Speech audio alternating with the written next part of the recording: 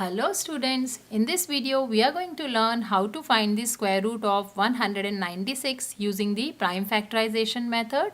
In this method we divide the number using prime numbers and find the factors of the number, and by taking the square root of the product of the factors we can find the square root of the number. So let us divide 196 by prime numbers to find the factors of 196. As this is an even number, it is easily divisible by 2. 2 times 9 is 18. 1 is remainder. This becomes 16. 2 times 8 is 16. Now again we can divide by 2. 2 times 4 is 8. 1 is remainder. This becomes 18. 2 times 9 is 18. Now the next prime number is 3.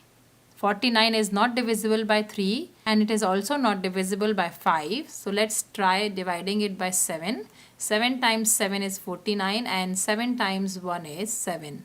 So now the number is fully divided. Let us write it as the product of its prime factors, which is 2 times 2 times 7 times 7. Now to find the square root, we are going to take square root on both sides. So taking square root on both sides.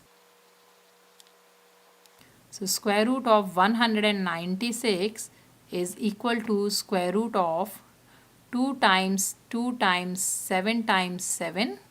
So square root of 196 is, as we are taking the square root, we can write these number in exponential form as 2 square times 7 square.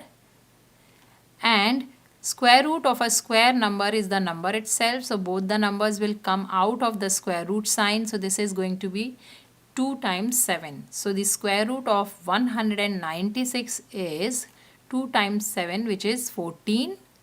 So this is how, by using the prime factorization method, we can find the square root of any number easily. I hope this video is helpful to you. If you like the video, please hit the like button and subscribe to my channel for more math videos. Thanks for watching.